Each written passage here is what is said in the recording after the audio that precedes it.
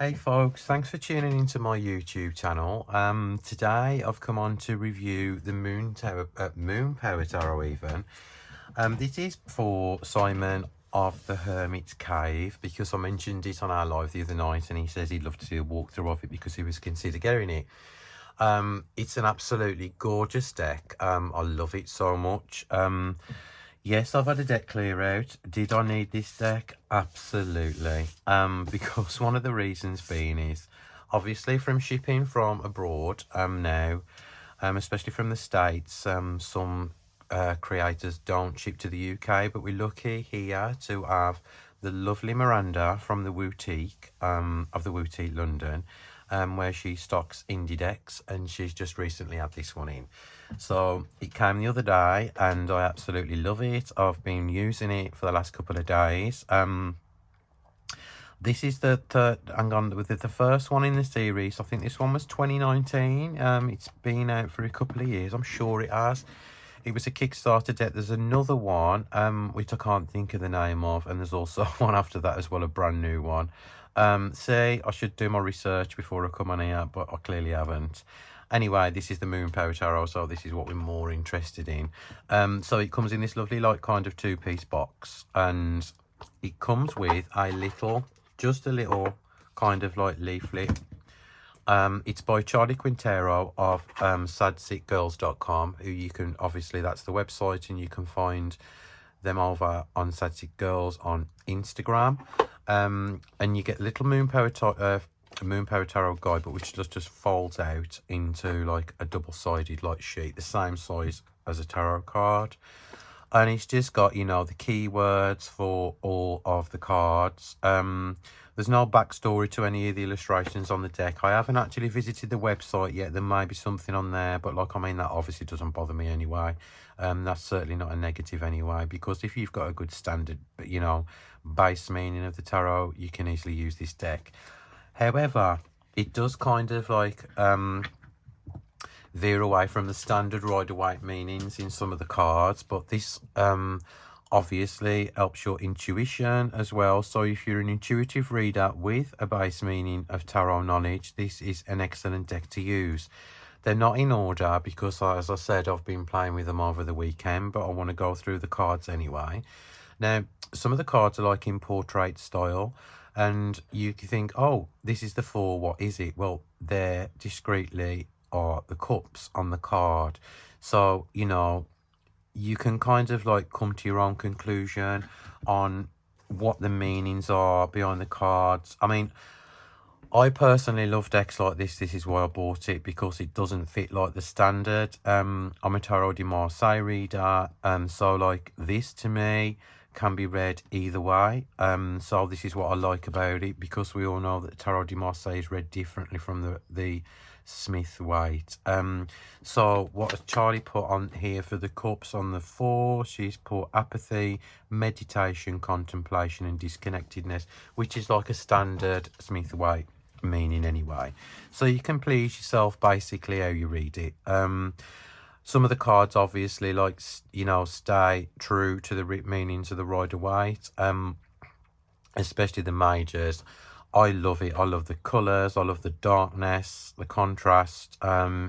It's a very kind of me deck as well. And it's just really modern. And it's a deck that's not afraid to like shock and think outside the box. There's no nudity in here, as far as I'm aware. I haven't noticed any. So it is quite, you know, a friendly deck for people to read. I just absolutely adore the illustrations. It's phenomenal, because, as I said, it's a deck that kind of doesn't fit into any kind of box, and that's what I love about it. The Emperor is probably one of the best Emperors I've seen in a while. And there is the 3 of Pentacles. If you see, look, as I say, like this one is like very kind of standard Rider-Waite Smith based. The Knight of Swords as well. It's got like kind of a spaceship theme, you know, a space theme on it. That sassy Queen of Pentacles is a witch. That is brilliant. I love, love, love. Kind of reminds me of like goth culture, everything like that. And yeah, it's just phenomenal. And you've got the 7 there, and the page, the king, the Ace of Cups, again a nod to the Rider-Waite-Smith. And you can see like the little kind of giveaways in the cards.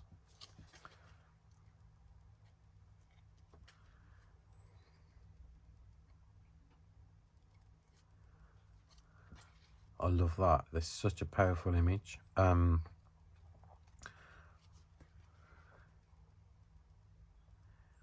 Looks like the kind of like outer space theme as well, holding a ray gun.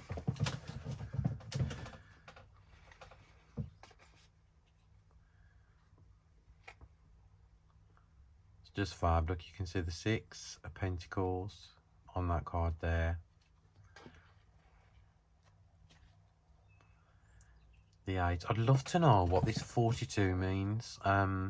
So if anybody has, I've seen it in a few times in the card, so in the deck. So if anybody does have any knowledge, pre-existing knowledge of this deck, then please leave a comment underneath in the box. It's just incredibly powerful artwork, and you know, it's modern, and I'm really enjoying using it.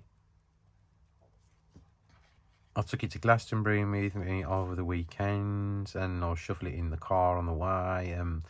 Looking at the cards, I adore that King of Wands as well, and the Hermit. She's got her head stuck in a book, and instead of the lamp in front of her, she's got a light bulb there, and I think that works really, really cool. And there you can see on the bottom 1, 2, 3, 4, 5, 6, 7, 8. That is a really gorgeous Hierophant as well.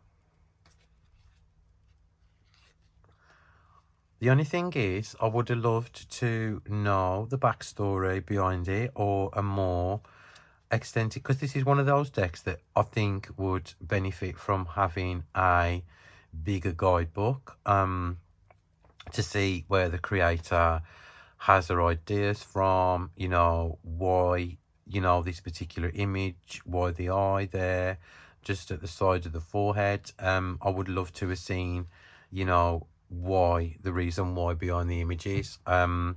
So to me, that is really a little bit of a missed opportunity, because, you know, obviously I'm not trying to be negative about it, but like, I mean, the thing is, for a new reader, I don't honestly think it'd be suitable. But for somebody who reads with pip decks, and certainly for an intuitive reader, this would be the perfect deck to use. As you can see, like, there's a few kind of books popping up in the cards. I absolutely adore that Empress as well, and that one. That's got the whole meaning of the 9 of Swords in there, with like the sad faces dotted all over that person on the card.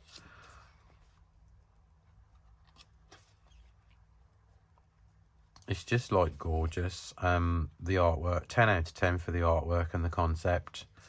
But repeating myself, it would have been better to have like a more substantial guidebook. Saying that, I need to look online on sadseekgirls.com to see if there is a bigger PDF to download, or maybe a separate kind of guidebook. But I do absolutely love it. There's the 2 of Cups. Look at that Queen, she's fab, isn't she? With all these bottles and all the symbols on the bottles, and you've got the dog lying there, and the cup in her hand. There's the 10 of Cups, and as you can see, the creator has put the rainbow in the eyes there, instead of like behind, you know, on a normal Rider-Waite-Smith deck, and you've got constellations as well in the background. That is just fab as well. Fool. That's just cool. That is really, really cool. I think this deck would be kind of suitable for,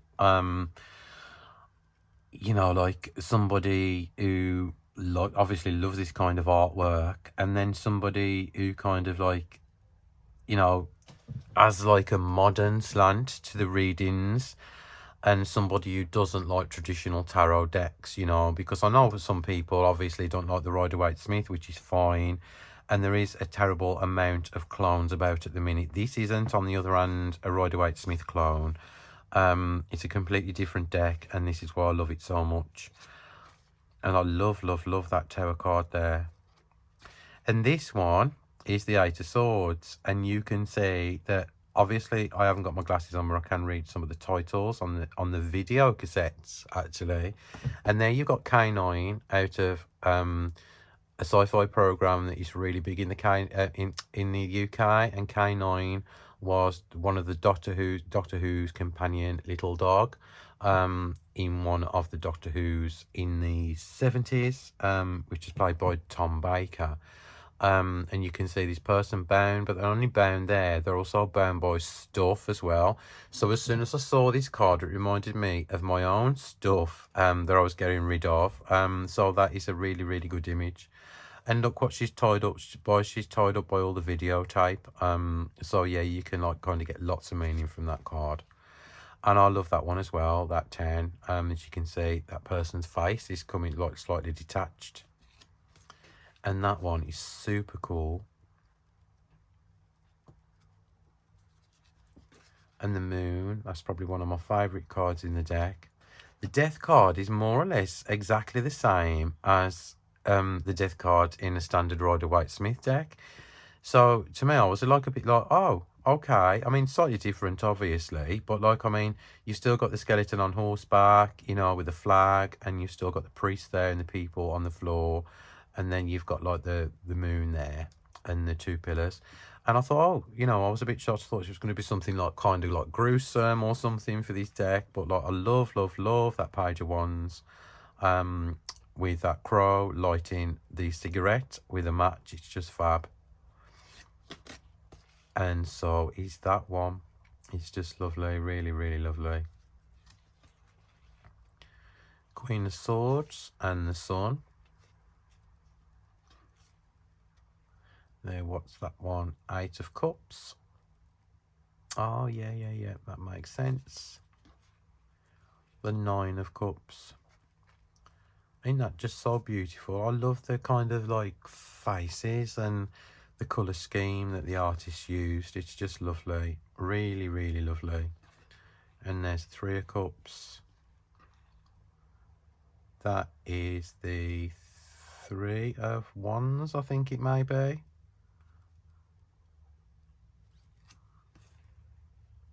And that's just fab. So you've got the yin and yang there, and you've also got the lemniscate sign there. Judgment is another one of my favourite cards. And there we go. The cardstock is lovely. It's glossy, but it's a dream to shuffle. It's got gold edging. You can riffle shuffle this deck, no problem at all, as you can see. I just really love it, and I love the backs of the cards as well. And yeah, to me, it gets a 10 out of 10. As I said, a more probably extensive guidebook would have been lovely, but I am off to do some like hunting now to see if there's like anything online. But this was a review of the Moon Power Tarot by Charlie Quintero of staticgirls.com, and it's available now worldwide. And if you're in the UK, Europe, you can actually get this from Miranda over at the Boutique in London. So thanks for watching, guys. Simon, if you watch this, I hope you love it as much as I do, and I'll see you all soon. Bye guys.